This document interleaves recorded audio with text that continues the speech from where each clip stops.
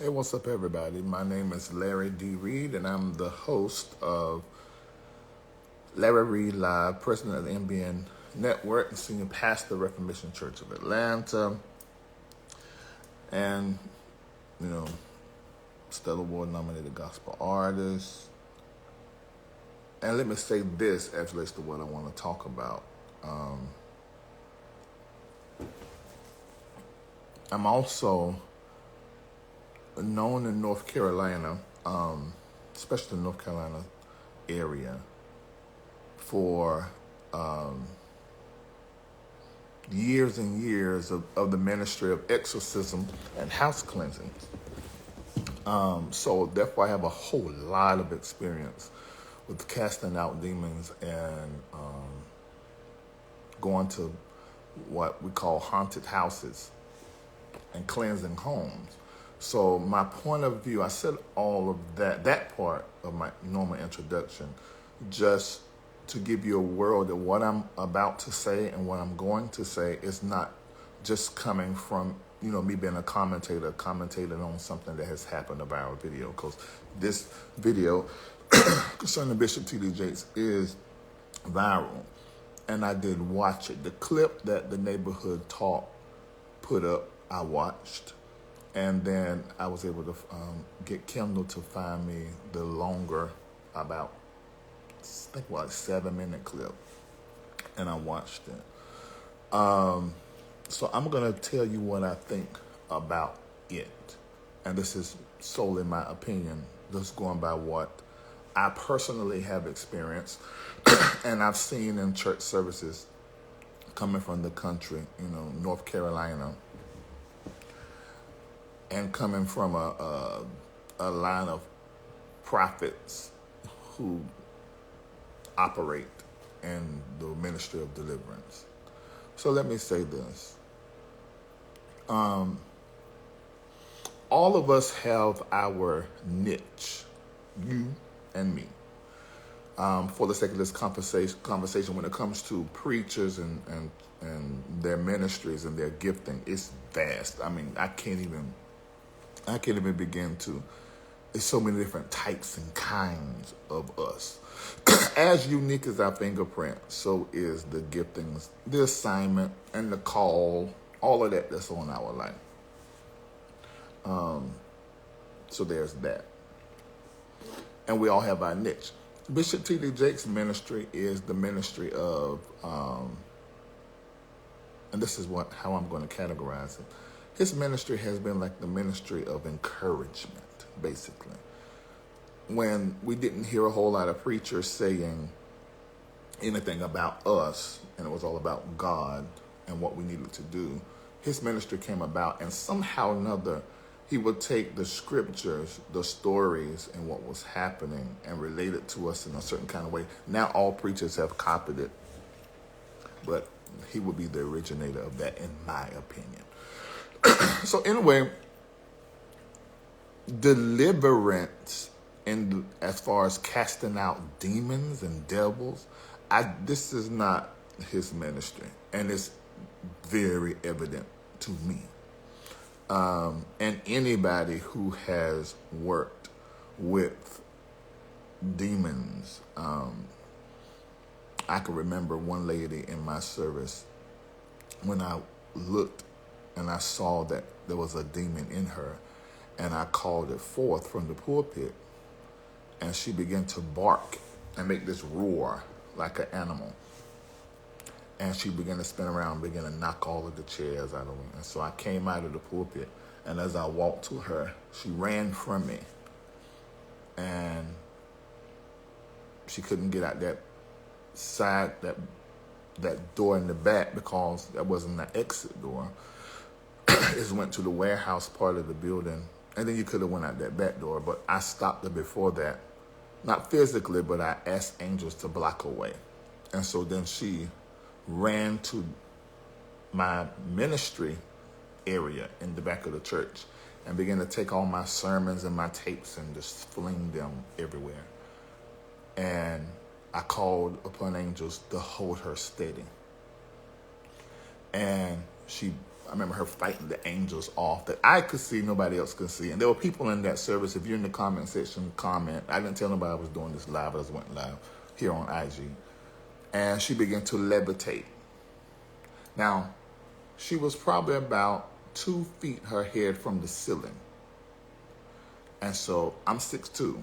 So I had to reach up to grab her ankles so you can see how high she was. So I can tell you countless stories like this. And I've done it for years.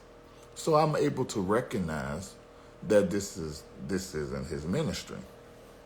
Because this was his ministry's encouragement. If you look at the whole clip, it appears that he was trying to help her, but I don't know what happened. Somewhere in the exchange, and this is just my opinion, somewhere in the exchange, I saw some weird things take place. That's how come I know it's not his ministry. Because there was not any focus on the intruder. Everybody type the word intruder. There was no concentration, which in a exorcism or a moment of deliverance, there's a concentration on the intruder. There's a soul that has been invaded. And it's a subtle invasion. And it happens over a course of time, typically. And in a moment like that, the exorcists themselves is also overcome with the love and compassion of God. I can't even begin to tell you.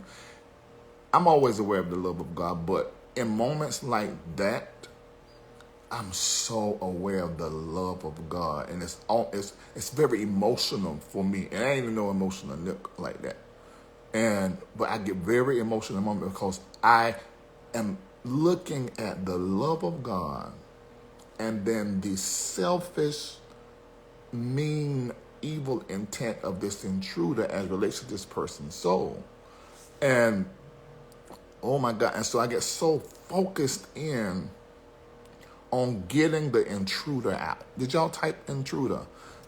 I'm looking to get the intruder out. But I don't know, I don't know if she did something or the fact that she was in some kind of war that I think, and this is my opinion, I think this war she was dealing with was more psychological, mental. She even maybe had been under the influence of a substance. I'm not saying that. This is just my opinion. I was not there to survey. I'm on the outside looking.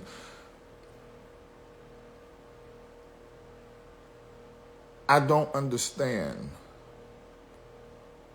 And this is me saying this with years of experience of doing this. That's why I said all that at the beginning, so you understand it's just not me doing commentary. I know this here. I don't understand. I have never needed to say, I'm too busy. I got too much going on. I am a man of God filled with the Holy Ghost. I don't understand. I didn't understand that. That made no sense to me at all. In the moment I said, but this looks egotistical and narcissistic. That, in my opinion, egotism and narcissism entered into this exchange. And I'm not a hater. I'll just keep it real. TJ's got thousands of my dollars. And thousands of hours of my watching and support. But I'm just calling it as it is. I don't know what this was. I believe it was an attempt to help, but at the same time, it seemed like it turned into a spectacle. And then the people's response of like witnessing to him saying, I'm a man full of the Holy Ghost and certain things like he was preaching, you know, it was very weird. Now, when it comes to the Americas and casting out demons, Bishop George Bloomer is pretty much the GOAT. You remember him going to New Birth. It seems like demons just love New Birth. They always holler out there when he would go. And we just had Prophet, what's his name, from Africa was there. He done the same thing. They were screaming in the audience. I don't know what it is about that church where they always got demons in it. But this was weird to me. This was so weird. And I don't understand what was happening. What I would suggest is that T.D. Jakes would call George Bloomer and say, okay, what did I get wrong? He ain't got to come back out here and say nothing, but that can't happen again. This is number 2, because I saw a video with Sarita Jakes, and she just pointed at this white man that was manifesting. You know, in mega ministries, what ends up happening a lot of times, you end up with a lot of loopholes spiritually, because they tend not to have intercession as a mainstay. It's usually praise and worship and the word. Well, those things attract the mentally ill as well as those who want to be free from some kind of diabolical demonic attack. So you have to have those watchers spiritually and those intercessors. You know, in African spirituality, you know that Christianity whitewashing watered down. African Christianity that is spiritual and futuristic and filled with nature, we will call those intercessors and prayers and prayer warriors conjurers. You have to have those type of people at the altar in like a mega ministry or a big service. We got all different types of people coming down, because the spirit world is vast. And the spirit world has a lot of compartment rooms, spheres, circles within circles. And the conjurers, the prayer warriors, the intercessors understand those, and they have eyes to see. And they know how they can go into someone's soul by the spirit and pull them free. Exorcist comes out of the word of the intercessors and conjurers and things. And this is... I don't know what this was, and I'm saying this as someone who knows this world. This was strange to me. I do not understand what was happening. So I think this is the reason why you got people saying why he's talking like that to her, why he's speaking like that to her. Of course, these people don't understand that type going on, you know. But at the same time, if this was handled properly, in my opinion, it was not, there wouldn't be any space for why he talked to her like that. I mean, because he should have been in the business of talking to the spirit, unless there was some kind of agreement between her and the spirit, which made the moment of exorcism more difficult. Then he would need to say, whatever her name is, look, give me permission to and make sure she's in agreement with the exorcist for her deliverance, and then go back to dealing with the demon. But what I saw is almost like he was reprimanding her because she was in some kind of a war in that moment. And I didn't see any addressing to the demon. Maybe one won't dare to address. Maybe this was just an exchange that became a conversation that it was weird. I don't know nothing else to call it, but weird as hell. And then to see people in the comment section solely because it's Jakes. And see, I'm not a person like that. I can love you like I love and respect and honor Jakes and the entire family and still call you out on your shit. But most people ain't wired like that. I call my own self out on my own shit. And my mom, my dad, that was part of our issues in our family, my siblings and aunts. Because I always said what I thought, even before my character was where it's at now. And I saw the people in the comment section saying, no, y'all don't understand what this is. This is casting out demons and deliverance. The same thing y'all say about Sarita Pointing. That is not their ministry. It's not. And if you want to believe these are demons, okay, so why are demons showing up in the Potter's house and face to face confronting Sarita and now Jake's? What?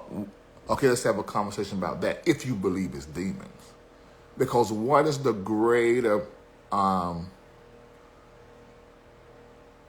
truth or realization we need to come to if these are demons that are coming to the altar and confronting the leaders of the church? What is the Spirit saying about that? What is the prophetic significance of that if we're going to believe it's demons and not just mentally ill people?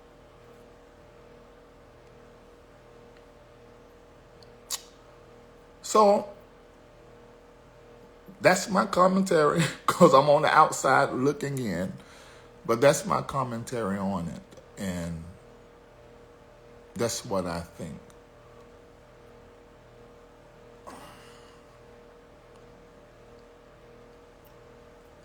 This was weird cheering.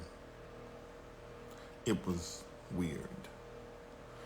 For me, this was a moment of ministry or deliverance gone wrong, incomplete.